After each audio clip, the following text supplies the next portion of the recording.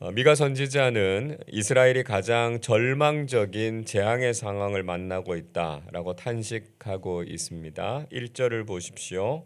재앙이 이르다 나여 나는 여름 과일을 딴 후와 포도를 거둔 후 같아서 먹을 포도송이가 없으며 내 마음에 사모하는 처음 익은 무화과가 없도다 말씀하고 있습니다. 미가 선지자는 이스라엘이 하나님 앞에서 공의와 사랑을 실천하지 않았고 그저 악한 길을 걸었던 결과로 심각한 재앙의 상황이 됐다라고 하는 것을 고발하고 있습니다. 미가 선지자는 이스라엘의 상황을 여름 과일과 포도를 수확한 후에 아무런 열매도 남지 않은 것과 또 처음 익은 무화과도 없는 상황이다 이렇게 말했습니다. 보통 이스라엘에서는 곡식이나 과일을 추수할 때 가난하고 소외된 사람들을 위해서 일부를 남겨두었습니다. 그래서 사회적인 약자들이 그것을 양식으로 삼을 수 있게 했던 것이죠. 율법에 보면 반 모퉁이의 곡식까지 다 추수하지 말고 남겨두라 이렇게 명령한 것이나 또 룻과 같은 과부들이 이삭을 주어서 끼니를 때울 수 있게 했던 것이 그 대표적인 예라고 할 수 있습니다.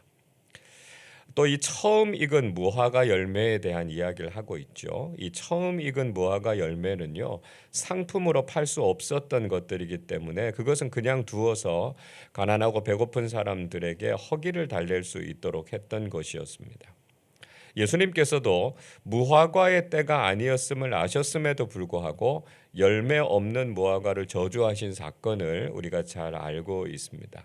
그러니까 얼핏 보면 예수님의 행동이 잘 이해되지 않을 수도 있습니다. 그러나 무화과의 때가 아니다라고 하는 것은 상품으로 팔만한 무화과 열매가 맺힐 때가 아니었다라고 하는 것이고요. 그래도 처음 익은 무화과의 열매가 맺혀서 배고픈 사람들의 배를 채우는 양식을 제공해 주어야 했던 것이죠. 그런데 그런 열매도 없는 것을 보고 예수님께서 책망하셨던 것입니다.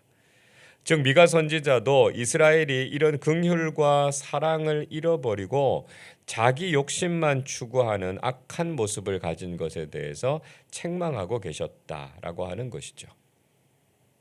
2절 말씀도 보시면 미가 선지자는 경건한 자가 세상에서 끊어졌고 정직한 사람들이 다 사라져버린 현실에 대해서 개탄했습니다. 이제 더 이상 이스라엘에서는 하나님을 찾는 경건한 신앙인들은 찾아보기가 힘들었고요. 그저 서로 공격하고 죽이려고만 하는 사람들로 가득했습니다. 3절에서도 그 백성들은 쉬지 않고 악을 저질렀고 지도자들도 뇌물을 받고 자신들의 욕심을 채우기에 바빴습니다. 무엇보다 이렇게 악한 사람들이 서로 결탁해서 점점 더 악해지고 있었다는 것이죠. 4절에서는요. 그들 중에 가장 선한 자라도 아무 쓸모없는 가시 같았고 그들 중에 가장 정직한 자들도 가시 울타리에 불과했다. 이렇게 말씀하고 있습니다. 그러니까 이제 더 이상은 그들의 삶에서는 아무것도 기대할 것이 없었다는 것입니다. 이제 그들에게 남은 것은 형벌과 심판만이 기다리고 있다. 이렇게 경고하고 있습니다. 그러니까 세상이 아무리 악하다고 하더라도 오히려 올바른 신앙과 양심을 가진 사람들이 있어야 할 텐데 이런 악을 멈추게 할 만한 믿음의 사람들조차 없었다라고 하는 것이죠. 자, 게다가 그들의 상황을 더욱 절망적으로 만들었던 것은 그들 사이의 관계가 다 무너졌고 모든 신뢰가 다 깨어졌기 때문이었습니다. 오전의 말씀에 보면 그들에게 이웃을 믿지 말고 친구를 의지하지 말며 심지어는 자신의 아내에게도 다 털어놓지 말라 이렇게 말하고 있습니다. 여러분 우리가 아무도 믿지 못한다라고 하는 것이 얼마나 심각한 상황입니까? 가장 신뢰할 수 있는 가족이나 친구들 그리고 가까운 사람들조차도 신뢰할 수 없다면 이미 그 사회와 공동체는 존립 자체가 어려워지는 것이죠. 6절에서는 심지어 이렇게 이야기하고 있습니다. 아들이 아버지를 멸시하며 딸이 어머니를 대적하며 며느리가 시어머니를 대적하리니 사람의 원수가 곧 자기 집안 사람이리로다 말씀합니다. 자, 미가 선지자는 가장 극단적인 상황에 대해서 언급하고 있습니다. 아버지와 아들이, 어머니와 딸이, 그리고 시어머니와 며느리가 서로 적대적인 모습으로 갈등하게 되는 상황을 그리고 있습니다. 서로를 깊이 이해하고 누구보다 서로 격려하고 힘이 되어 주어야 할 가족들이 원수처럼 돌아서 버린 상황이 얼마나 끔찍합니까? 자, 예수님께서도 이 말씀을 인용하셨죠. 이런 뜻으로 인용하셨습니다. 복음을 받아들이느냐, 받아들이지 않느냐라고 하는 문제가 가족들 간의 관계에서 갈등을 불러올 수 있다라고 하는 것을 경고하시면서 이 말씀을 인용하시지 않으셨습니까?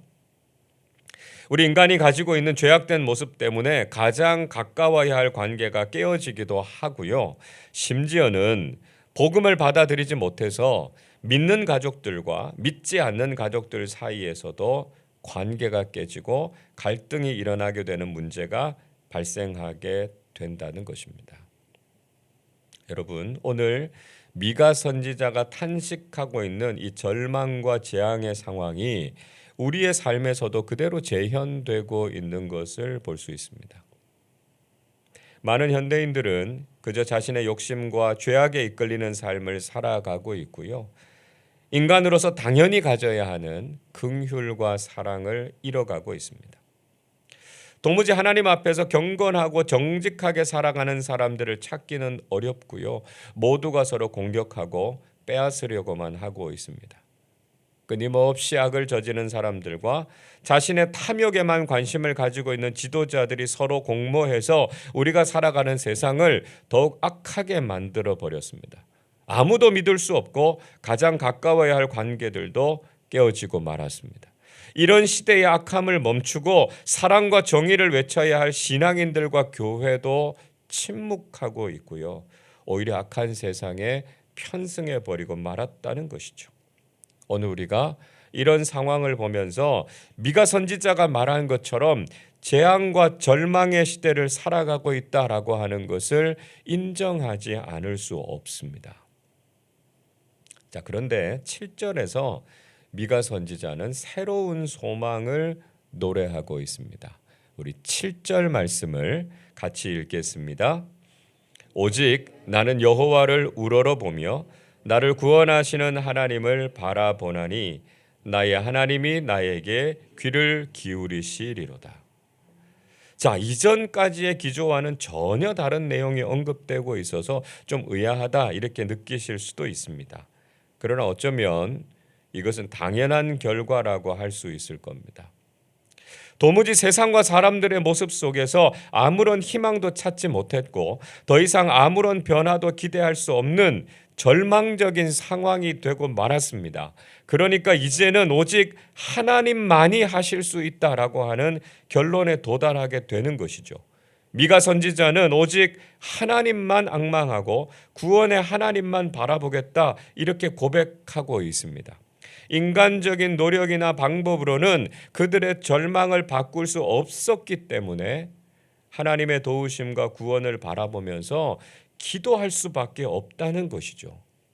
그렇게 하나님을 의지하고 바라면 하나님께서 그의 간구에 귀를 기울이시고 그들을 구원해 주실 것이다. 미가 선지자는 확신했던 것입니다. 여러분, 오늘 우리가 처한 현실을 보면서 우리도 그저 절망하고 낙심하면서 주저앉아 있으면 안 된다는 것입니다. 우리가 할 수 없고 우리에게 아무런 인간적인 방법이 없기 때문에 오히려 우리는 전적으로 하나님께 기도해야 된다는 것입니다. 오직 지금의 상황을 바꿀 수 있는 분은 하나님밖에 없음을 알아야 한다는 것이지요. 그렇기 때문에 그 어느 때보다도 지금은 우리의 간절한 기도가 필요하다는 것입니다. 전적으로 하나님만 신뢰하고 오직 하나님만 바라보는 믿음을 가지고 그리스도인들이 하나님께 간절히 기도해야 합니다. 그러면 하나님께서 이 상황을 바꾸시고 새로운 일들을 이루실 것입니다. 오늘 우리가 처한 이 상황은 그저 낙심과 절망의 이유가 되는 것이 아니라 더욱 간절하게 기도해야 할 이유임을 깨닫는 사람들이 되시기를 바랍니다. 자, 동시에 우리를 회복시키실 하나님이 계신다라고 하는 것은 악한 사람들에게는 두려움의 이유가 된다는 것입니다. 8절을 보십시오. 나의 대적이여 나로 말미암아 기뻐하지 말지어다. 나는 엎드러질지라도 일어날 것이요 어두운 데에 앉을지라도 여호와께서 나의 빛이 되실 것임이로다 말씀하고 있습니다. 자, 우리가 낙심하고 절망하는 상황을 보면 우리의 대적인 사탄과 마귀는 기뻐할 겁니다. 그러나 미가 선지자는 지금 그들이 처한 상황 때문에 대적들이 절대로 기뻐하지 말라 이렇게 선포하고 있습니다. 비록 지금은 엎드러져도 다시 일어날 것이고요. 지금은 어둠이 드리워져 있지만 하나님께서 그들의 빛이 되실 것을 확신했습니다. 9절 말씀에도 보시면 이스라엘은 범죄했기 때문에 하나님의 진노를 경험하게 되겠지만 하나님께서 당신의 백성들을 변호하시고 선하게 인도해 주셔서 광명과 공의에 이르게 하실 것이라고 말씀하고 있습니다. 하나님께서는 죄와 악에 대해서는 심판하시지만 반드시 회복의 은혜를 주셔서 다시 일어서게 하실 것이다 하는 것을 확신하고 있는 것이죠. 그리고 10절에서는 이렇게 회복된 모습을 보고 대적들은 오히려 부끄러움을 당하게 될 것이다 말씀하고 있습니다.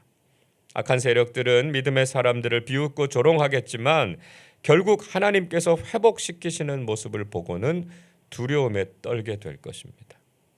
이어서 11절과 12절에서는 하나님께서 이스라엘의 성벽을 재건하게 하시고 그들의 지경을 넓히셔서 모든 이방 민족들이 이스라엘로 돌아오게 되는 영광을 회복하게 될 것이라고 선포하고 있습니다. 하나님의 진노는 영원하지 않고요. 하나님께서 주시는 회복의 은혜를 통해서 하나님의 백성들이 영광과 존귀함을 누리게 될 것을 말씀하고 있습니다. 여러분, 우리가 아무리 절망적이고 낙심이 될 만한 상황이라고 하더라도 하나님께 간구하고 기도하면 하나님께서는 우리를 회복시키시고 우리의 모든 상황을 바꾸실 것입니다. 우리는 하나님께서 주시는 영광과 존귀를 회복하게 될 것이고요. 우리를 대적하던 악한 세력들은 부끄러움과 두려움을 경험하게 될 것입니다. 우리는 절망을 딛고 새로운 소망을 가지고 신앙의 길을 걸어가야 하겠습니다.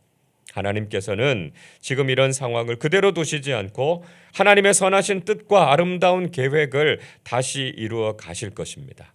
우리가 그런 하나님이 계신다라고 하는 것을 신뢰하면서 오직 하나님만 우러러보고 구원의 하나님을 찾고 부르는 사람들이 되시기를 바랍니다. 지금도 우리의 기도에 귀를 기울이시는 하나님이 계심을 확신하고 하나님께서 주시는 회복과 존귀함의 은혜를 통해서 다시 일어서는 우리 모두가 되시기를 주님의 이름으로 축원합니다. 기도하겠습니다. 변함없는 사랑과 긍휼로 우리를 품으시는 하나님께 감사와 찬양을 드립니다. 미가 선지자가 이스라엘의 죄악으로 인해서 절망적이고 낙심할 만한 상황을 만났지만 구원의 하나님을 앙망하면서 기도했던 것처럼 저희들도 지금의 상황에 주저앉지 않게 하시고 하나님께서 모든 것을 변화시키시고 회복시키실 것을 소망하면서 기도하는 사람들이 되게 해 주옵소서. 저희들이 사랑과 긍휼을 잃어버렸던 것을 불쌍히 여겨주시고 죄악으로 가득한 모습으로 살았던 것도 용서하여 주옵소서.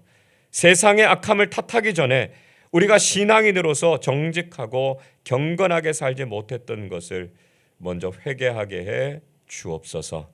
악한 시대가 문제가 아니라 우리가 영적으로 깨어서 기도하지 못했음이 가장 큰 문제였음을 깨닫게 하시고 지금부터라도 구원의 하나님을 신뢰하면서 우리의 가정과 공동체, 이 나라와 세상에 소망과 평강이 임하도록 기도하는 믿음의 사람들이 되게 하여 주옵소서. 이제 한 해가 다 저물어 갑니다. 지금까지 지켜주신 하나님의 은혜에 감사하게 하시고 믿음으로 한 해를 잘 마무리하며 다가오는 새해를 소망과 기쁨으로 열어가는 믿음의 사람들로 살아가게 해 주옵소서. 감사드리며 우리 주님 예수 그리스도의 이름으로 기도하옵나이다. 아멘.